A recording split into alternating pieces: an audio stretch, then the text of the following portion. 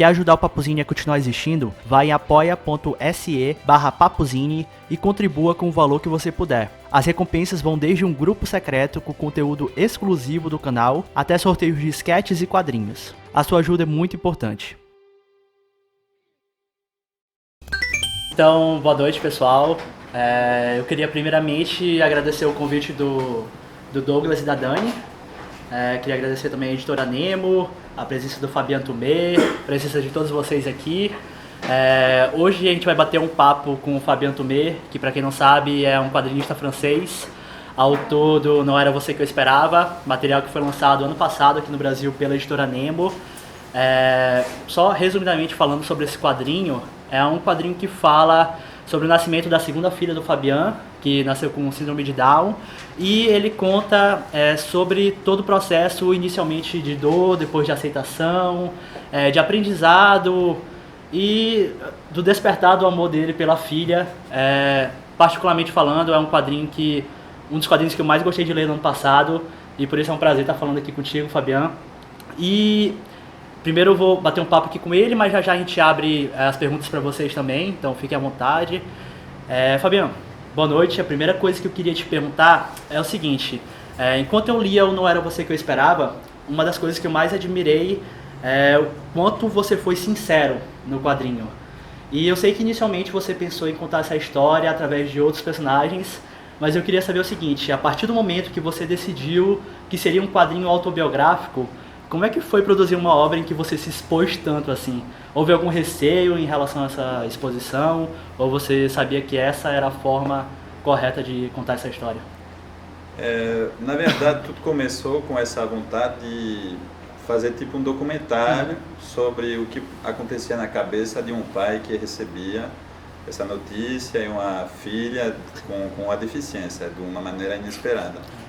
Então, uma vez que eu quis contar essa história, como tu disse, a princípio eu pensei em colocar nomes fictícios para me poupar, porque eu não queria, pode parecer estranho, mas eu não gosto muito de falar de mim. Sou um pouco reservado enquanto a minha vida privada.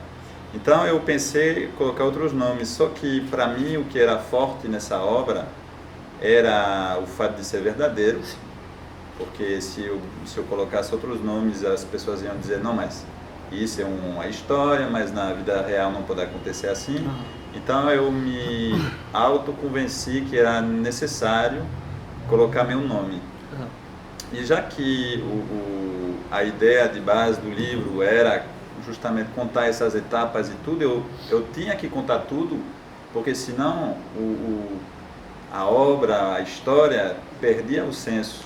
Eu tinha que ser honesto comigo e com as pessoas também que passaram pela mesma experiência, porque eu poderia muito bem ter me poupado, assim, ter me mostrado com um lado um pouco mais positivo, um pouco mais heróico, mas eu me colocando no lugar de um pai ou uma mãe que viveu a mesma coisa, com a mesma violência que eu vivi, que lê isso, assim, não seria honesto em relação a eles. Então, eu resolvi contar tudo nesse perímetro de o que acontece na cabeça de um pai que vai acolher uma filha assim. E, antes de tudo, também eu pensei que não muita gente ia me ler. É por isso que eu acho que eu me soltei tanto. Talvez se eu soubesse, se eu tivesse a noção da quantidade de gente que ia ler, eu teria contado de uma outra forma, que teria sido um erro. Mas eu comparo um pouco isso como quando você fala em frente a uma câmera, por exemplo, na televisão. Se você começa a pensar quem está do outro lado assistindo, você não fala da mesma maneira que se você pensa que você está sozinho com um jornalista. Até mesmo o tom de voz muda, tudo. Exatamente. Então foi isso. Eu queria ser sincero para mim e para os outros. Eu pensava que ia ficar uma obra bem confidencial. Sim. E como é um quadrinho tão pessoal, eu fico curioso em saber um pouco sobre a edição desse quadrinho. Eu queria que tu contasse tanto como que você fez para esse quadrinho chegar em uma editora e como que foi o processo de edição da obra. Porque é um quadrinho tão pessoal, enfim. Então, para voltar antes mesmo dessa ideia do livro, eu tinha um outro trabalho, eu era engenheiro no Brasil e mas desde sempre eu quero trabalhar com quadrinhos, só que eu segui outros caminhos. Eu fui para engenharia, para a questão de segurança financeira, etc. E quando eu resolvi realmente ir para a área de quadrinho de uma forma séria, a Júlia, que essa história é contada da Júlia, não tinha nascido. Então, uma coisa não é vinculada com a outra. Assim, não foi esse nascimento que me fez vir para o quadrinho. Mas justamente antes do nascimento de Júlia, a gente morava no Brasil com minha esposa, minha primeira filha, e esse trabalho que eu estava fazendo no Brasil não me agradava, e eu resolvi e consegui convencer minha esposa de ir para a França para tentar ver se eu conseguia assim, ter uma possibilidade de trabalhar na área de quadrinho. Então eu comecei a trabalhar para a revista e tudo, até que Júlia nasceu, com as consequências que eu conto nessa história. E nesse tempo eu fiquei progredindo, né? Porque quando eu recomecei a desenhar, depois de mais de 15 anos sem ter desenhado, eu não tinha um nível suficiente para ser publicado. Então eu fui trabalhando com revista, que me ajudou a progredir.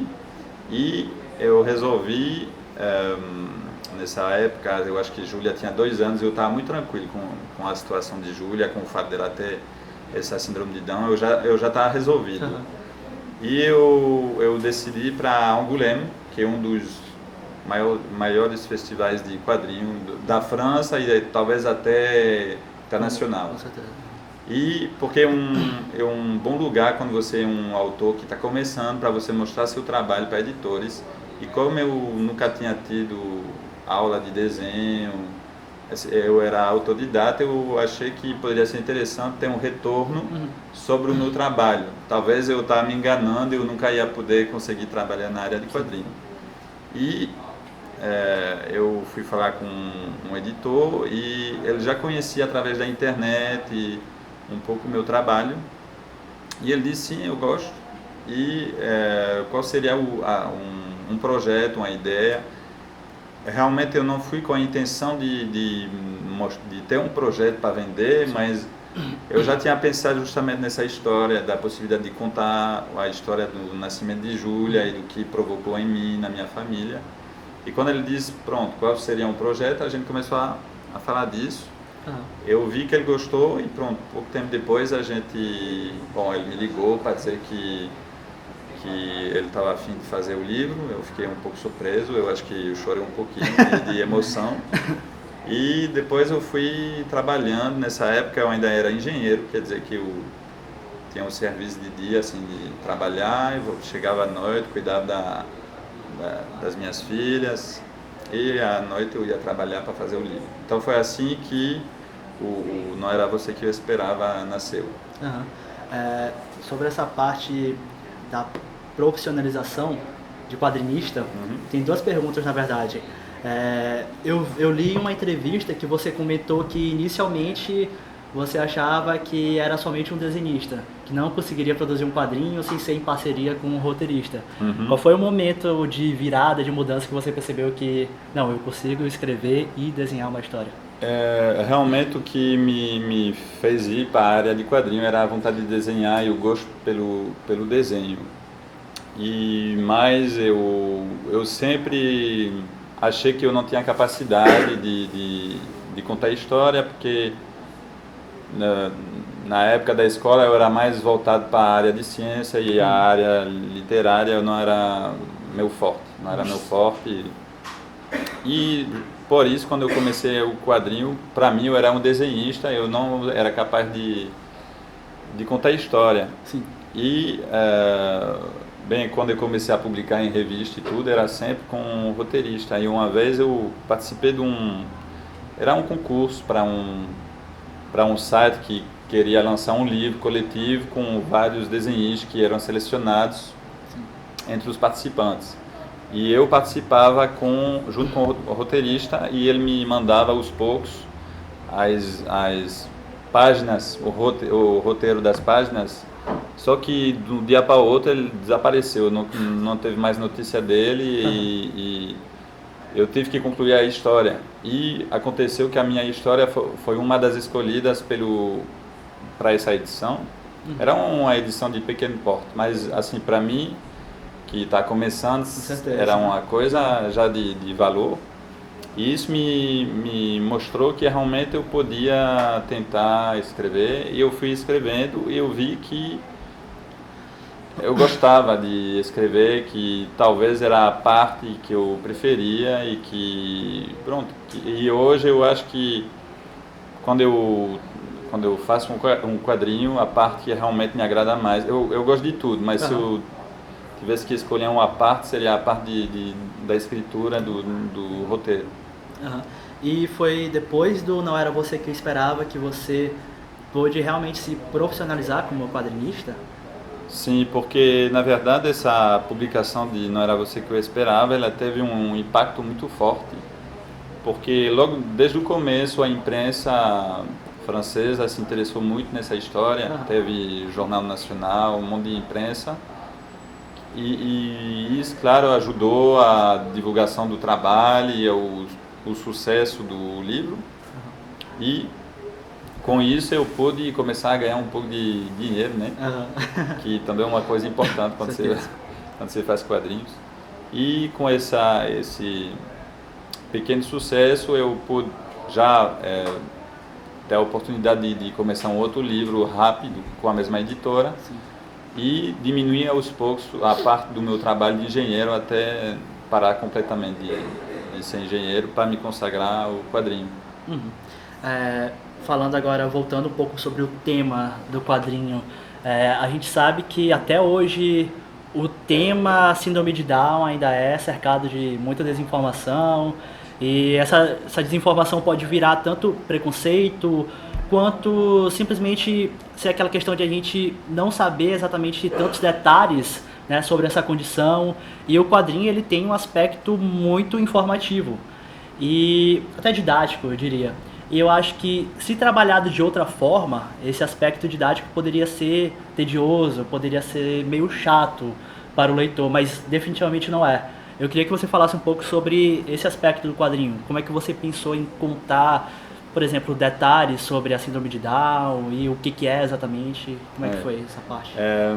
O livro realmente não fala de síndrome de Down, mas fala justamente da aceitação de um pai.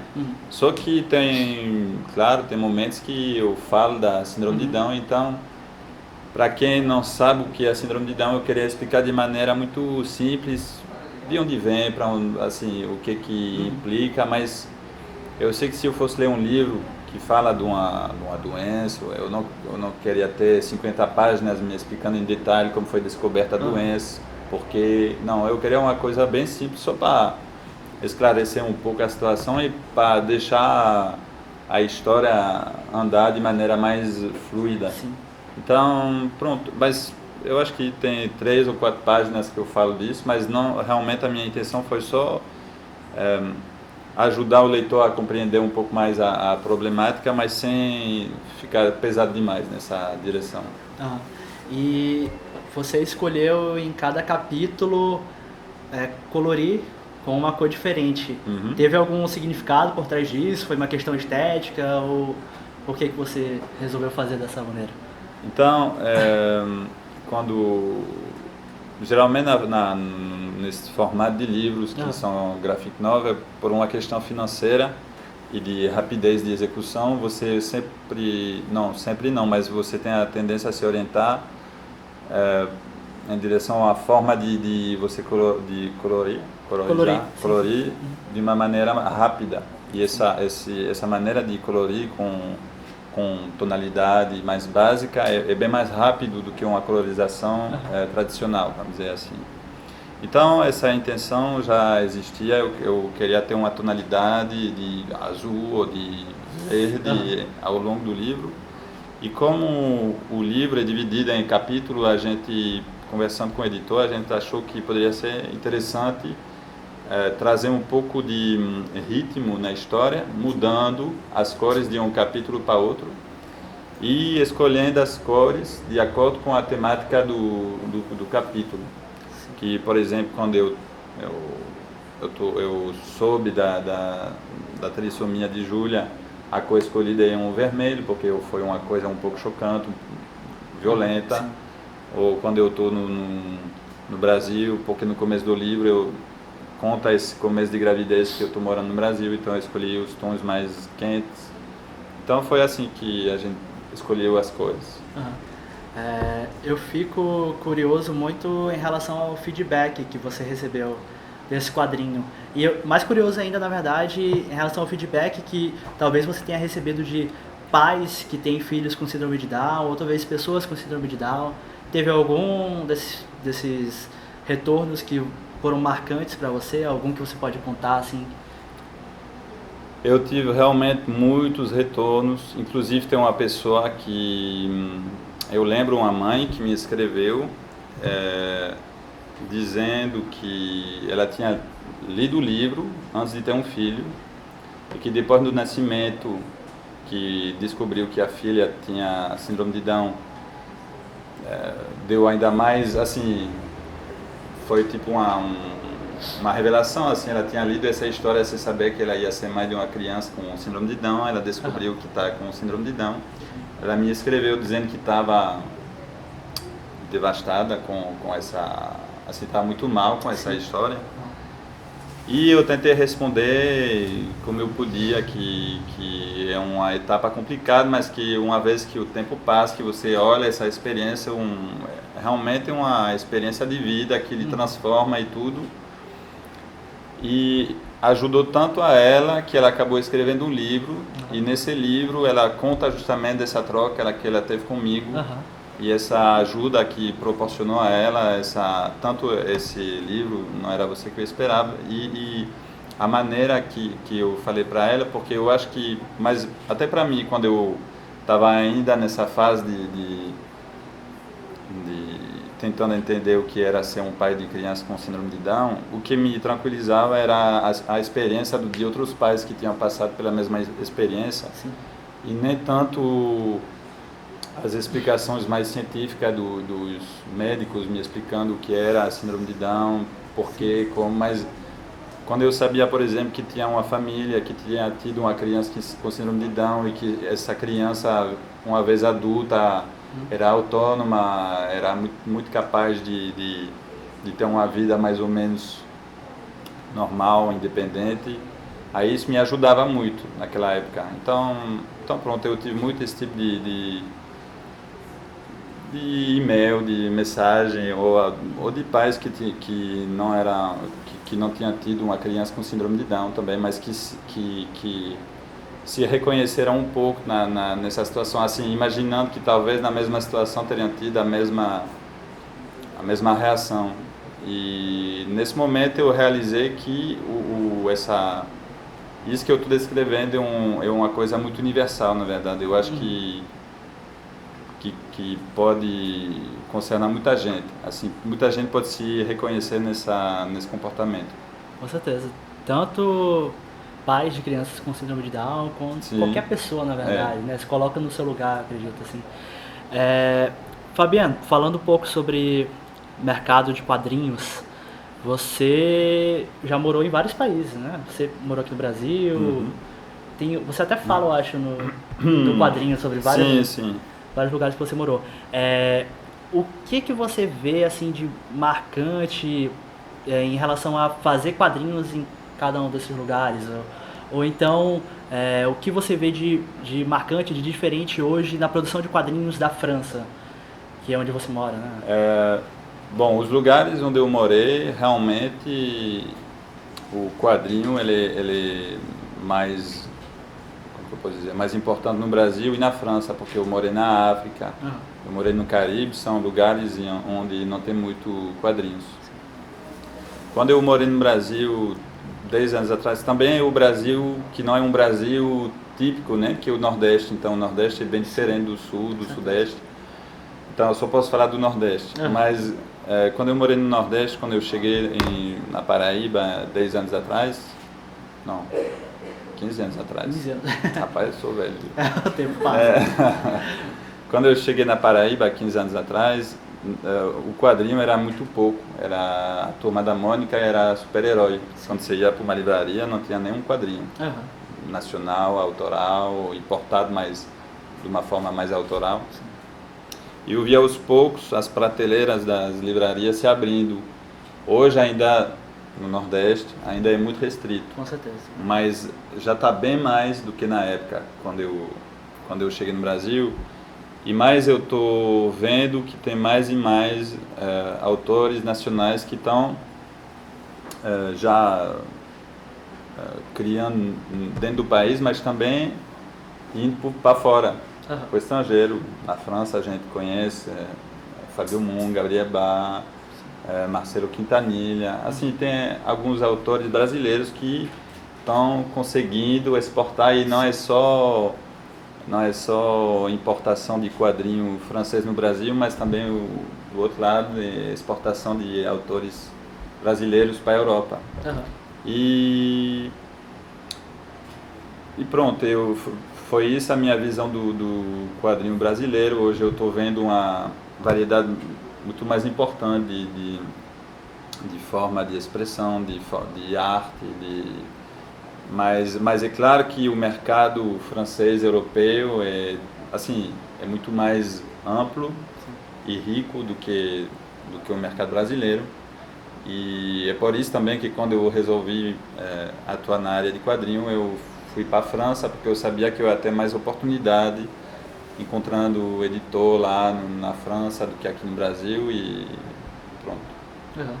E hoje você trabalha com quadrinhos. Sim. É a sua profissão. Sim. Pessoal, alguém já tem alguma pergunta para fazer para o Fabian? Se tiver, só... Sim.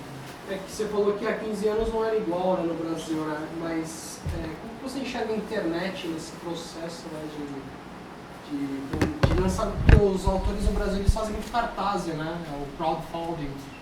Você acha isso uma coisa importante? Ou um contato mais direto com a editora seria melhor, assim, com uma indústria nacional, assim? Bem, quando eu cheguei no Brasil, 15 anos atrás, eu não tinha internet. Então, eu tinha um celular que era desse tamanho, que era bem pesado. Essa questão da internet, eu confesso que eu conheço muito pouco.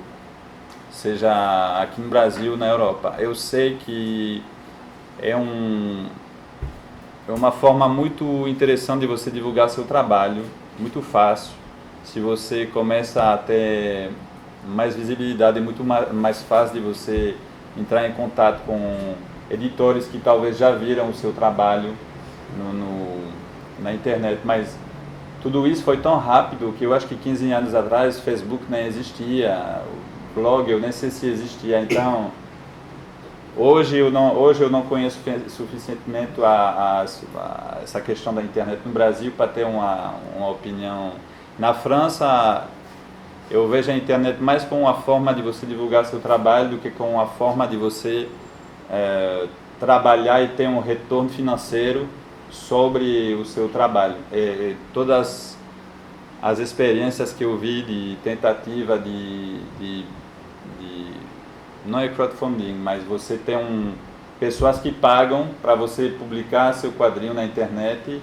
Eu não conheço nenhuma experiência que funcionou. Geralmente, mesmo porque as pessoas que vão para essa direção são pessoas que não conseguiram o caminho mais tradicional de editor. Então, se elas não conseguiram ir para o caminho mais tradicional, geralmente é porque tem uma coisa que ainda não está bem amadurecida, né, na arte ou na história. Então, uma pessoa que tem a escolha entre pagar para ver uma coisa na internet que ainda não está muito profissional, ou pagar um livro, mesmo se o livro é mais caro, sabe? Mas geralmente o francês ele vai escolher comprar um livro. E também eu acho que tem essa questão da leitura na tela.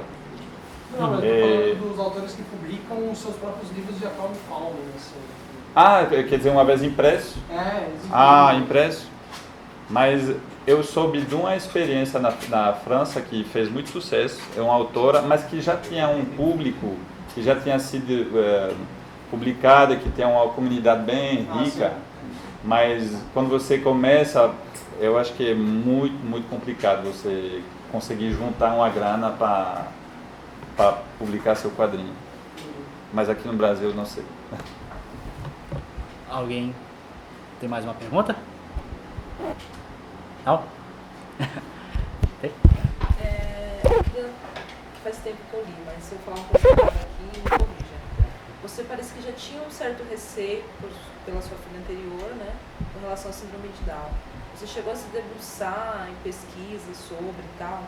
Porque assim, eu tenho uma irmã que ela tem uma deficiência, mas não é síndrome de Down, nem tem o nome exato. Ela tem 22 anos e tem a mentalidade de 2 anos.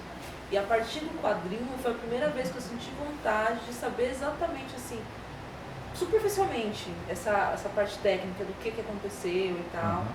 E, então eu queria saber se você chegou a fazer essas pesquisas antes ou foi só depois, ou, assim, a vontade de saber mais sobre aquilo.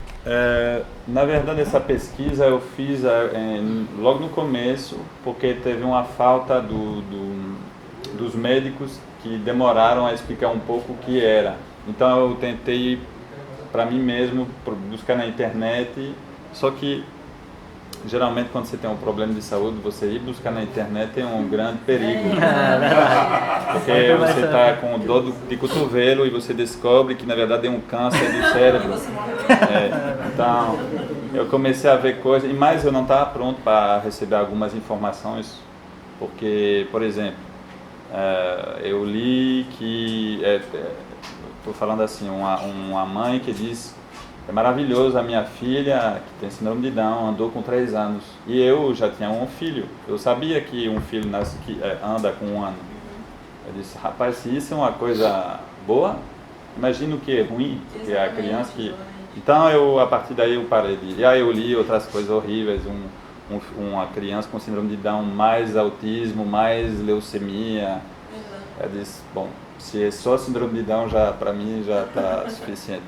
Então eu não continuei nessa direção. Eu acho que talvez ao contrário dessa deficiência da tua irmã, a síndrome de Down é uma problemática bem conhecida, bem comum. Então não tem muita coisa que você pesquisar. Uma vez que você sabe de onde vem, porquê e o que você pode esperar daquela situação, não tem muito mais que pesquisar. Mais alguma pergunta? Não? Fabiano, eu queria te perguntar o seguinte: a Júlia hoje está com quantos anos? Tá, 8 anos. Ela ainda não leu o quadrinho? Não. Você fica ansioso para o momento em que ela lê? Qual vai ser a interpretação dela da história? E se você pensa em fazer alguma outra história falando sobre ela no futuro? Eu espero que ela vai ler um dia, eu espero que ela vai poder entender o que eu escrevi e eu não fico... Porque às vezes tem pessoas que me perguntam se eu tenho medo delas descobrir esses sentimentos um pouco violentos que eu contei nessa história. E eu digo que não, porque faz parte de um processo. Ela sabe quem eu sou hoje, ela sabe que eu sou um pai que ama ela, então... Eu não tenho vergonha dessas coisas que eu pensei, porque eu acho que também é assim que você se constrói. Eu vi muitos pais que já com filho velho estão sofrendo com a situação e às vezes eu me pergunto se isso é porque eles nunca se deixaram pensar que não queria esse filho, que... Tu entende? Como se tivesse uma forma de sei lá, de uma proteção do cérebro, se dizendo que você tem que ser um pai perfeito, então você segura, mas você fica mais frágil porque você pensa que você deve ficar assim, você não se deixa o direito de ser frágil, de ser fraco, de ser... Eu me dei esse direito, eu acho que eu pude me construir em cima disso. Então eu não tenho vergonha. Claro que se ela não puder ler e que a gente conversar, eu posso falar com muito calma disso. E geralmente as pessoas que perguntam se vai ter um outro livro falando assim a sequência do crescimento de Júlia, eu falo que não me interessa, porque eu acho que o que é forte nessa história é justamente essa questão do nascimento de Júlia e da maneira como eu encarei isso. Então, para você fazer um livro, você tem que ter uma temática forte. Você não pode simplesmente contar o dia a dia da nossa família, porque não tem muito... Eu tenho uma vida massa, bem apaixonante, mas eu tenho certeza que vai entediar a maioria das pessoas aqui. Mas, como tu disse, se tivesse que ter uma continuação, seria tipo Julia mais velha, que me conta a experiência dela relacionada a esse livro, essa experiência, a visão dela da sociedade em relação à condição dela de pessoa com deficiência. Então, pronto, mas eu não posso garantir que eu vou fazer, só se tiver que ter uma sequência, ia ser nessa direção. Sim. E a Nemo vai lançar o teu próximo quadrinho. Sim. O quadrinho que veio logo depois do Não Era Você Que Eu Esperava. A tradução vai ser Duas Vidas, né? Isso. Você disse. É o Le David Baudouin. Le David Baudouin. Acertei? Acertou. E o que você pode contar sobre esse quadrinho? Já adiantar sobre a história? Então, depois que saiu Não Era Você Que Eu Esperava, como eu disse, eu pude largar aos poucos a engenharia. E muitas vezes, conversando com pessoas em sessão de autógrafo, as pessoas diziam para mim: você teve coragem de deixar a sua profissão para tentar quadrinhos. E eu vi que isso era uma coisa muito frequente, pessoas com um trabalho que não agrada, mas querendo fazer outra coisa, mas sem conseguir realmente largar esse trabalho que não lhe agrada. E também conversando com amigos, eu tenho muito amigo também que tem essa vida assim de um trabalho que não agrada e que não consegue realmente se dar a oportunidade de mudar. E como isso me concernava, eu tinha seguido esse caminho, eu resolvi contar essa história, assim, uma história que falasse disso, justamente das opções de vida, porque é tão simples, aparentemente, você escolher uma coisa que você quer fazer, só que é muito mais complicado, porque aí vem a questão da segurança financeira, da pressão social, talvez da pressão dos pais, da autopressão. Às vezes a gente se diz que o melhor para si é você ser advogado, não sei. Então, eu quis contar essa história que fala de Baudouin, que é o protagonista, que sempre sonhou em se tornar músico.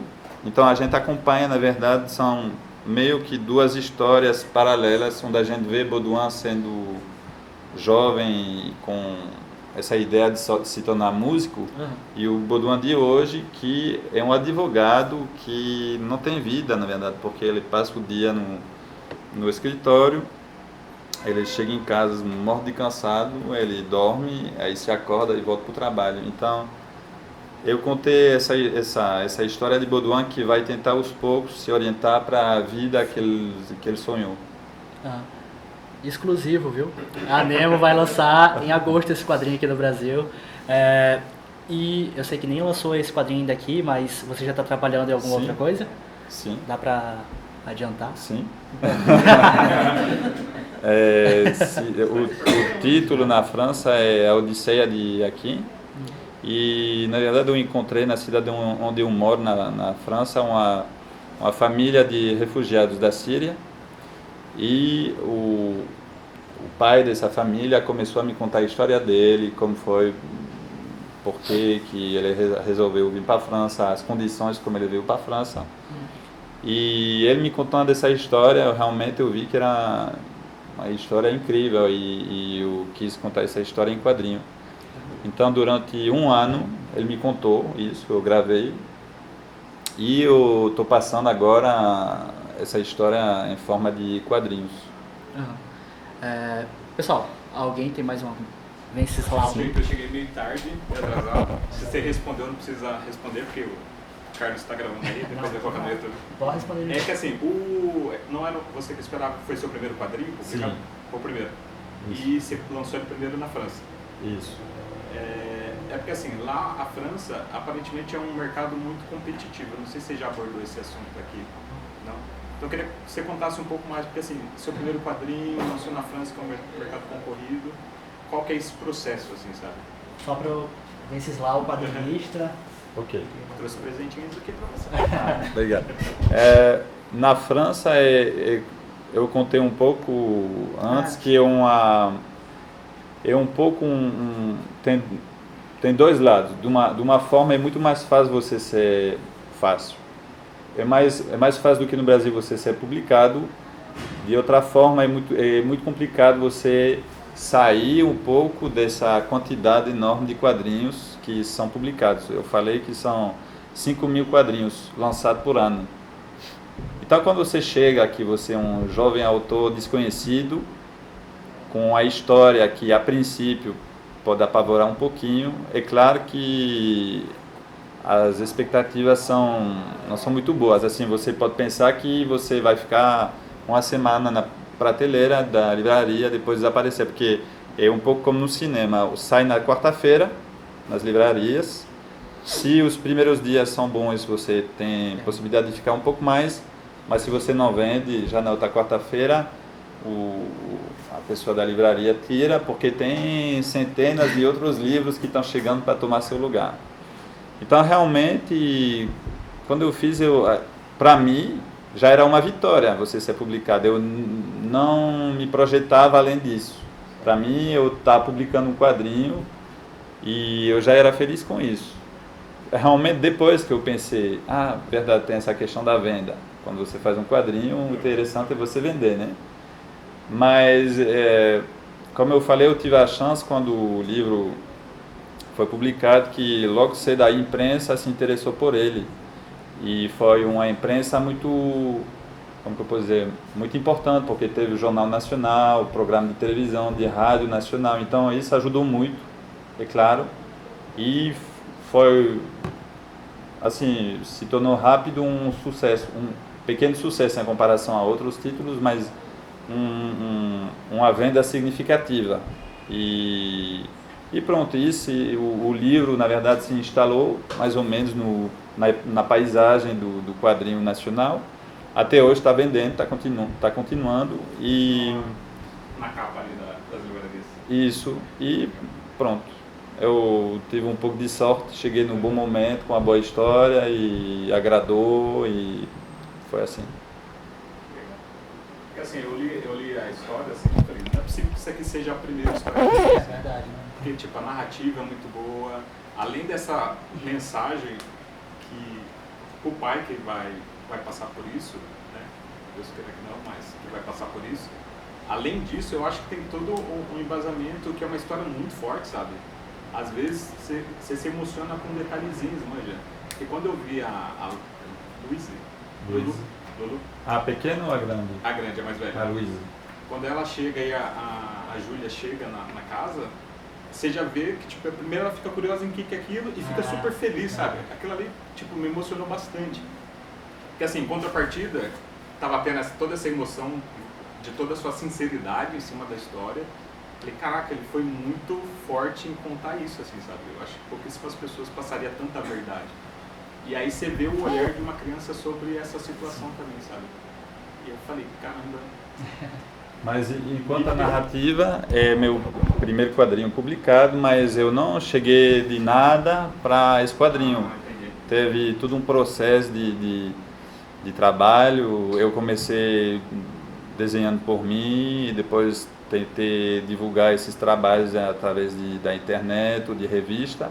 E quando eu cheguei para publicar esse livro, eu já tinha um traço mais maduro, uma capacidade um pouco maior de contar uma história. Então, eu não poderia ter chegado assim, do nada e dizer, pronto, o trabalho está pronto. Teve um processo de amadurecimento para chegar nesse ponto. Vou mandar ver, Thiago. Precisa pegar? Não. Só Fabiana, boa noite. Boa noite. Eu queria saber o seguinte, qual foi...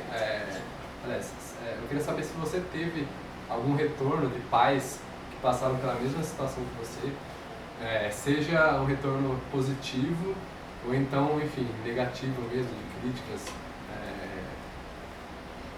pela realidade que você contou no livro, né? Só, o Fabiano comentou um pouquinho sobre isso, então eu queria só emendar já uma outra pergunta. Não, mas eu posso responder uma parte que eu não respondi. Beleza. E era isso que eu ia contar. Algum momento em particular que houve mais julgamento em relação a isso? Justamente nessa questão de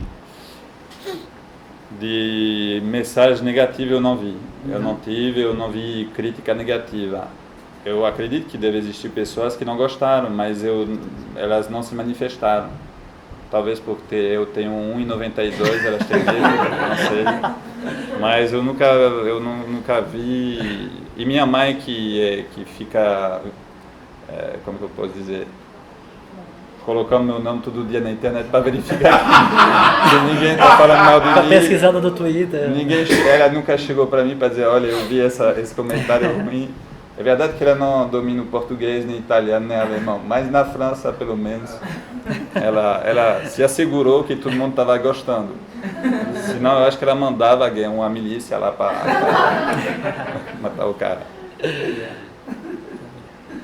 Alguém mais? Você falou que no mercado competitivo da França, né? Então você falou que você coloca o livro lá, se não vendeu, os caras tiram. Então é como o risco de publicar é muito baixo, então, né?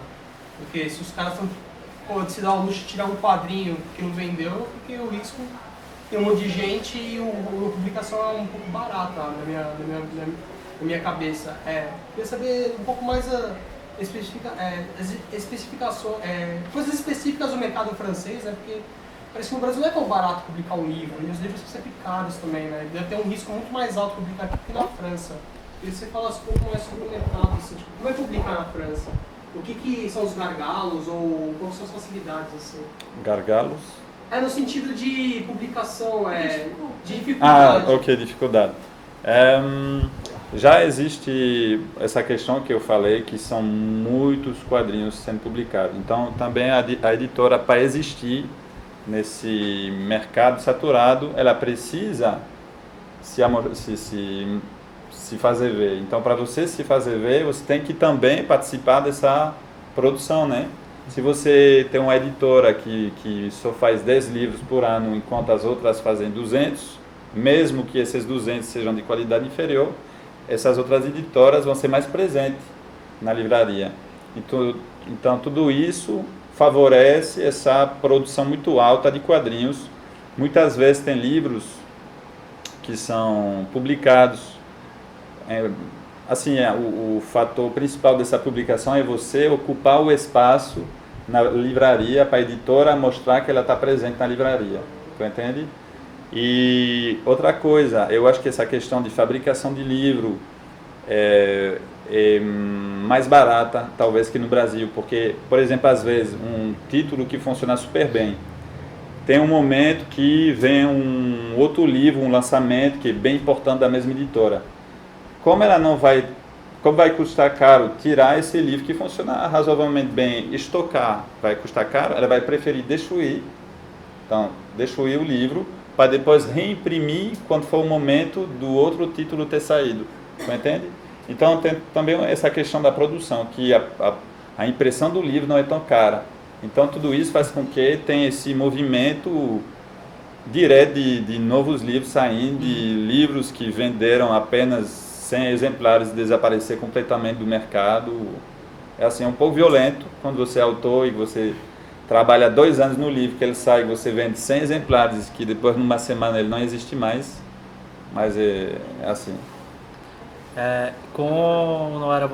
Tinha mais alguma coisa? Manda ver. Uma pergunta assim que não quer calar. Eu, como quadrinista, também fico muito interessado nessa parte toda burocrática do mercado francês. Porque, assim, o cenário hoje no Brasil, para você ser quadrinista, não tem como você viver só disso.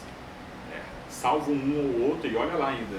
Então, tem muito que, assim, para você se manter, levar a sua vida, você precisa, sei lá. Eu, por exemplo, eu trabalho no estúdio de animação. Então, faço desenvolvimento visual de personagens para estúdio de animação e faço meu quadrinho na parte livre do meu tempo.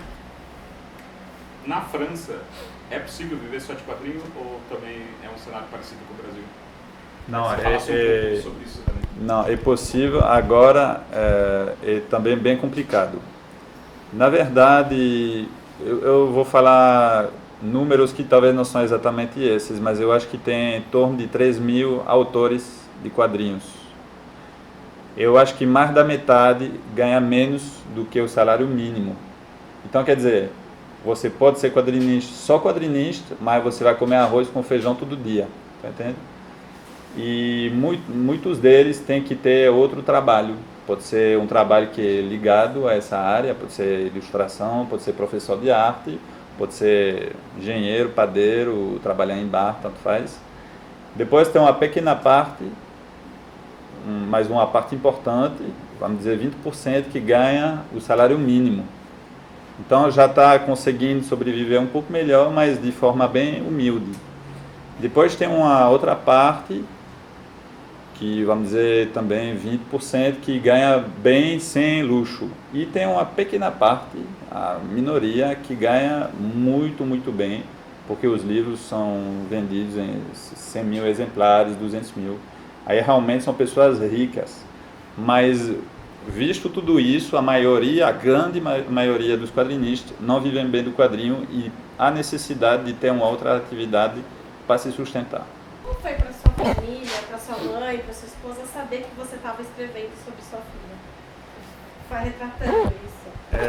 A minha esposa, ela lia o livro à medida que eu estava fazendo, porque como eu estava falando coisa dela, eu não queria trair o pensamento, o que ela dizia. Então eu queria que ela lisse e ela sempre dizia, tá certo, tá certo. Ela chorava às vezes, mas tá certo. A minha família, eu esperei a saída do livro, porque eu queria fazer uma surpresa. Então eles gostaram, porque primeiro gostaram da história, gostaram do fato de eu poder viver do quadrinho, mas pelo menos tocar do dedo o sonho que eu tinha de viver do quadrinho. Então realmente só foi retorno positivo dessa publicação. A minha família adorou e minha mãe, como eu disse, verifica todo dia que não tem ninguém. Às vezes ela vai na livraria, vai pegar o livro que está lá no fundo, vai botar na frente. Ela vai preocupar com o Zine, então? Com certeza. Vou até legendar. Tinha um momento que ela contava os livros para ver se durante a semana tinha alguma venda. Fazer alguma pergunta, pessoal? Fabiano, voltando sobre a parte do mercado francês, eu estava falando contigo anteriormente sobre os eventos aqui do Brasil, o FIC, Festival Internacional de Quadrinhos, a Comic Con, que mudou totalmente o calendário de lançamentos dos quadrinhos aqui no Brasil. Eu queria saber qual é o impacto na França e na Europa como um todo dos eventos, assim. Na verdade são muito eventos. Eu acho que tem um a cada semana em uma cidade diferente da França. Eu não sei a quantidade exata de festival, mas eu acredito que tem mais de 400. Claro que todos não têm o mesmo peso na paisagem do quadrinho. Os grandes eventos realmente são Angoulême, que é o maior festival, Saint-Malo e o Salão du Livre, o Salão do Livro de Paris. Não tem uma importância tão grande. É verdade que quando tem um lançamento em Angoulême, é o momento que a média está mais focada no quadrinho. Então você tem um impacto mediático maior, mas não é tão importante para a vida do seu livro. Os momentos mais específicos para esperar um pouco mais de sucesso na volta das férias do verão, que é setembro, que a gente chama de rentrée littéraire, quer dizer, você volta de férias, você está bronzeado, você passou o seu tempo fora, você tem vontade de ler um livro, depois com o frio chegando, bota a lareira, o fogo, aí pega um livro. Então é um momento que realmente a gente se deu conta que tem muita gente que compra livro. O outro momento é antes do Natal, quando você vai comprar presentes. Então são os dois momentos realmente mais importantes para fazer um lançamento, mas em compensação são os momentos mais saturados. Então quando você lança um livro antes do Natal, que vai competir com títulos bem potentes, tipo Asterix e tudo, você corre o risco também de não existir nas prateleiras da livraria, porque ele vai ter que ocupar o espaço com os títulos principais. Então, eu particularmente, eu prefiro lançar um pouco fora desses períodos, porque o meu público, eu acredito que ele não é tão sensível nesses momentos específicos de Natal ou da volta das férias. Ele é um público um pouco menos numeroso, mas que tem mais conhecimento do mercado do quadrinho. Não é Asterix. Asterix, todo mundo compra Asterix.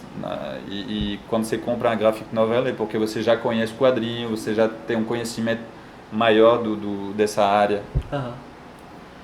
Mais alguma pergunta? Não? Mesmo sendo um livro de nicho, né, que nem você está falando, ele teve uma tiragem alta na França também? Sim. Na verdade, esse tipo de livro não está sendo mais um livro de nicho. No começo, assim. Nem no começo foi um livro de nicho? Esse livro especificamente ou o graphic novel do modo geral? Esse, sim, no começo, claro que o editor não imaginava que ia ter sucesso. Então, eu acho que a primeira tiragem foi de 5.000, 6.000 exemplares.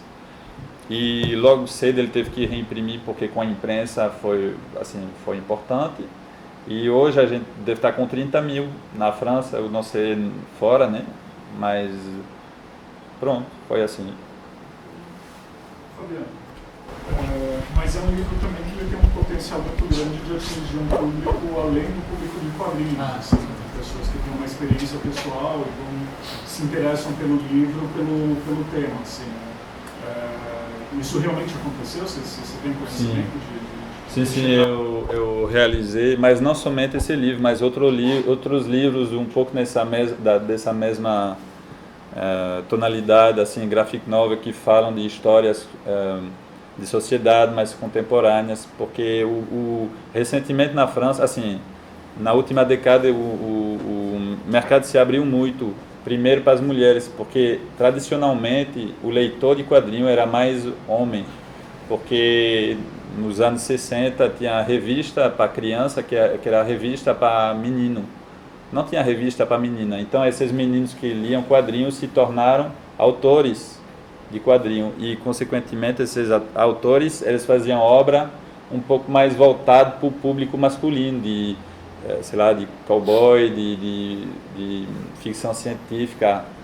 E de 10 ou 15 anos para cá a graphic novel começou a ser mais presente e consequentemente as mulheres, o pessoal de idade maior começaram também a se interessar por esse livro.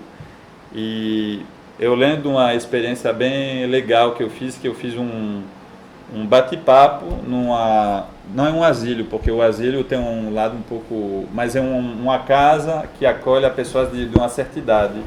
E tinha uma senhora, eu acho que ela tinha uns 85 anos, e era o primeiro quadrinho que ela lia.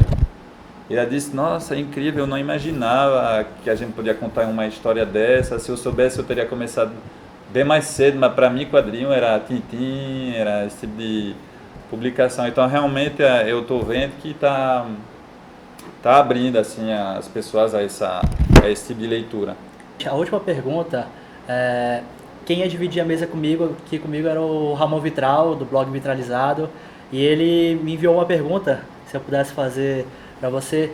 Uma coisa que eu admiro muito no Ramon e na maneira como ele faz as entrevistas é que ele sempre consegue puxar temas da realidade, da sociedade de hoje em dia e misturar isso com quadrinhos. E eu vou fazer aqui uma pergunta que ele fez, que ele pediu para eu perguntar para você, que é o seguinte: na última eleição francesa, a Marine Le Pen quase ganhou. E ela era uma candidata da extrema direita, com políticas bastante hostis contra os imigrantes. E levando em conta que você é casado com uma brasileira, a sua primeira filha é brasileira também, certo? Sim, as duas. As duas? Sim. Uhum. Imagino que talvez você possa ter sofrido um pouco com essa situação.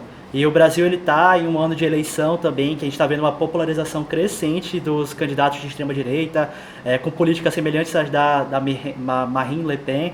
E como é que você vê esse cenário de conservadorismo crescente no mundo de hoje? Essa é uma pergunta do Ramon, é a cara dele, então é o momento de dar uma resposta inteligente. Esse é o momento, foco no Fabiano. Não era melhor fazer isso no começo, porque eu já estou meio cansado. Eu estava pensando se eu fazia ou não essa pergunta. O que eu posso responder a essa pergunta? É claro que a gente está vivendo num mundo que está se fechando, ao mesmo tempo ele está se abrindo, né, do ponto de vista econômico, das relações, sei lá, através das redes sociais, e no outro ponto de vista a gente está se fechando porque A gente, na verdade, eu acho que tem medo do outro. É isso que traz esse conservadorismo, essa xenofobia que a gente pode encontrar. E justamente foi por isso também que eu resolvi contar essa história da Odisseia de Akin, contar essa história de um refugiado siriano, porque eu acho que falta informação para você sentir empatia desse tipo de pessoas. Eu acho que o medo ele nasce da falta de conhecimento, da falta de saber realmente o que é, porque para muitas pessoas, quando uma pessoa vem para o seu país, é para pegar seu emprego, pegar seu dinheiro, mas a realidade é um pouco mais complicada. E, por exemplo, no caso de Akin, que saiu da Síria, ele, como muitos outros, saiu da Síria porque ele tinha condição de pagar. Quer dizer, uma pessoa que não tem dinheiro, ela fica lá e morre. Então ele veio porque era um dono de empresa sucedido, ele tinha dinheiro suficiente para pagar uma pessoa para trazer ele para a França. Ele não veio porque ia ter um futuro melhor, e não. Ele veio porque ele ia morrer se ele ficasse na Síria, porque ele foi preso, ele foi torturado. Então realmente ele veio por falta de opção. E pronto, eu quis contar essa história justamente por isso, para a gente entender e para a gente tentar se colocar no lugar deles. E conversando com ele, realmente eu vi que qualquer um de nós pode se tornar um refugiado a partir do momento que o lugar onde você mora desaba. E basta um presidente, um ditador destruir o seu país, ou você fica aí destruído junto, ou você foge porque não tem como ficar. Então, foi a minha resposta inteligente à sua pergunta. Muito bem. Pessoal, alguma última pergunta? Esse é o momento. Não? Nenhuma pergunta inteligente para... Faz alguma assim nesse estilo? Não? Qual o sentido da vida? Qual o sentido? É para lá, subindo. Não, então é isso. Eu queria agradecer mais uma vez a presença do Fabiano. Obrigado. Obrigado a vocês.